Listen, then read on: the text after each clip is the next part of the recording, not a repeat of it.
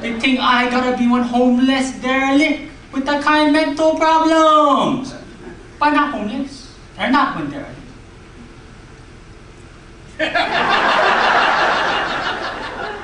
The way I see them, I like you, I'm on a break. I'm meditating, trying to divest myself of my sins.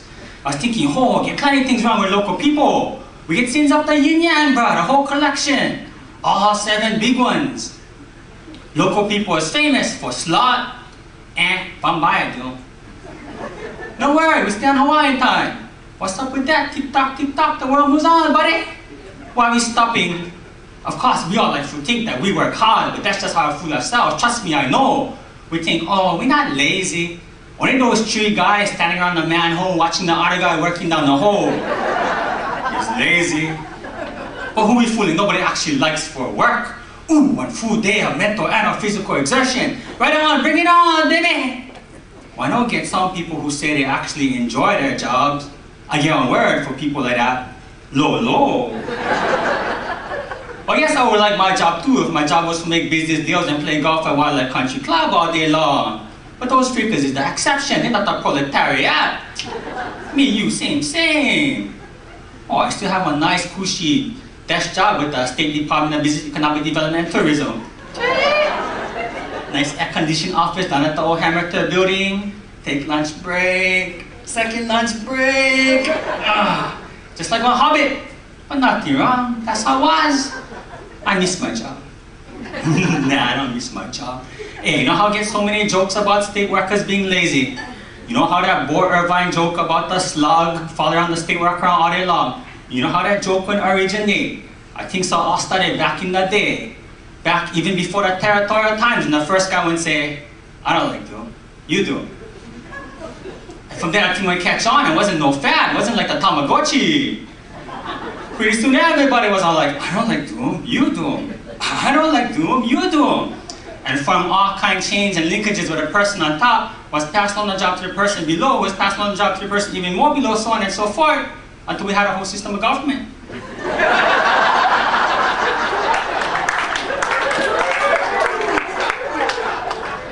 So the way I figure, we get around 334,436 guys doing the work of basically 16 hardworking people. Oh, young man time, I used to go meet Pac when we was all fool on guilty, prosecuted a loss. I just gonna talk from the 38-year-old man point of view, because that's the viewpoint of which I is most familiarized with. Oh, I remember high school time, me and the boys used to sit around by the cafeteria and talk about who we would do.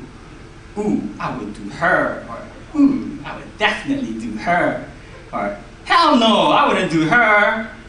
Well, maybe if it was a little bit dark.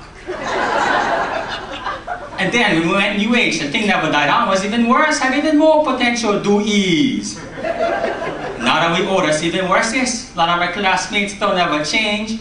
They all get their own wives, kids, paying their mortgages up for the houses at Mililani Mount Kasai. So you would think that the to-do list is one thing of the past, but no. The to-do conversations is still there, just a little bit more on the slide. Cause shame, huh? You don't like be labeled as a skippy old man.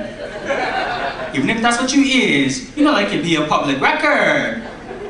Oh, back college time, the talk would be all brash like that. We'd be all drinking at the party going, I would do her F, yeah. Oh, but middle-aged man time, hard for make like that. Most of the time, no more even talking involved. Usually guys just make the eye big. Ask the signal for the other guy see. And then 2 guys see. And then both nod their heads vigorously in agreement. As if this is inconspicuous. Well, I like perpetuate the stereotype of the scabby old man, because they're plenty horny wahine too. Especially the kind who are attracted to men in uniform. Oh, some wahine, they speed up on purpose when they see one cop, hoping the cop will pull them over, let them off, get them off, I don't know, whatever. I heard one crazy wahine would even set her townhouse on fire because she saw one hot stud inside of Firefox's fireman calendar. So she was hoping for that chance encounter. And that's messed up. I used to could relate, especially before time when I had my wife, but then she would dump me for Yamas and his friggin' BMW. It's not that local people is especially hornier than an average human being. It's just that we all live on top of an island.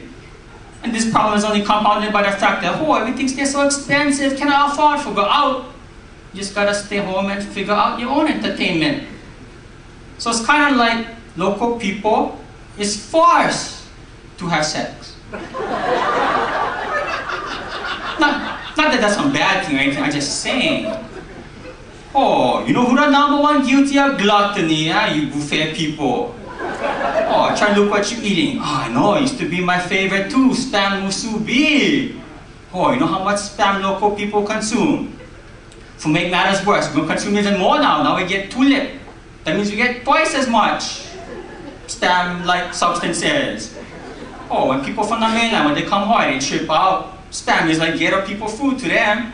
To us, it's a staple. You know, for breakfast with the egg. You know, for lunch, the musubi, like the kind you get. Oh, with the kind glazed spam with pineapple, eat that for dinner. I guess I'm exaggerating, but because that's not even staple. If we're talking staple, then we're talking about the grain. Local people need rice. Some like short grain, medium grain, the akaroos, you know. For local people, the rice cannot be yellow, orange, or any kind of colors. The rice cannot belong to anybody's uncle.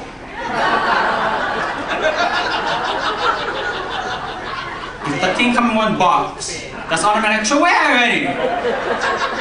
Oh, but once you find that perfect rice, no one can get enough.